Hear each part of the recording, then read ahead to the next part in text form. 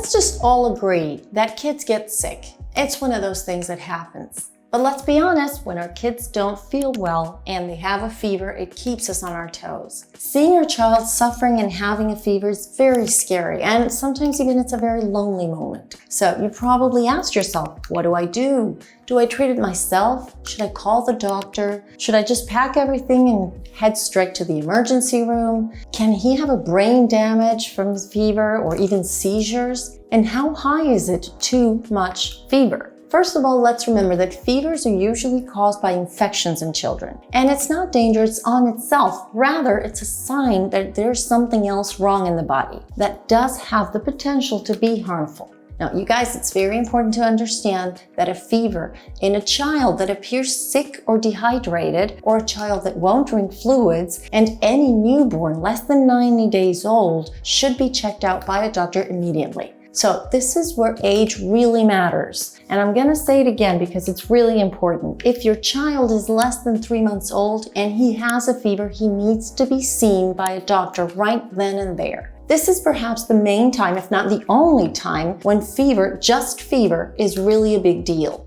Now let's talk a little bit about fever. First of all, what is fever? Fever is a temperature of over 100.4 degrees Fahrenheit. So here's what I want you to do. Look at your child. How do they look? Because if they look drowsy and sleepy, it really doesn't matter how high the fever is. You need to get that child checked out. We need to figure out what's going on. Take a look if he's in a lot of pain or struggling to breathe. That's a no-brainer. Call your doctor or take him to the emergency room. Now, if he's older than 3 months, let's say he has 103, maybe 104, but he looks pretty normal, that's good, especially if you can get their fever down. If he doesn't have a lot of any other symptoms, then it's not an emergency. What I find particularly the most common cause of fever would be a viral infection. For example, we all go through this in the wintertime. When you have children and they come down with a cold or a flu, I remember especially when my kids started their daycare, sometimes they would come back with a new song or a new game, but what they always brought back was a runny nose. I swear, it's like the teacher would say, here's your child and your new virus. Enjoy.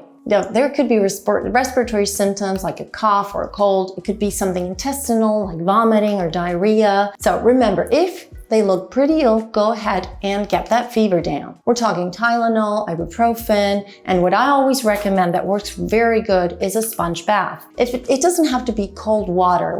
In fact, the best is just lukewarm. And water evaporates off the body and the temperature comes down quite quickly. You can get a person's temperature down about 10 to 15 minutes just by doing that. Now I'm gonna leave a link at the bottom for you to look at the dosing. So double check if you're not sure, and you can call your pediatrician to make sure you got it right. Remember that the dose always depends on their weight. So I hope you enjoyed this video, and I hope you found this information useful. Be sure to click that subscribe button so you don't miss any more of my videos. I'm Dr. Carolina Melgar. I'm a cardiologist and I'm focused on preventive medicine. Take care.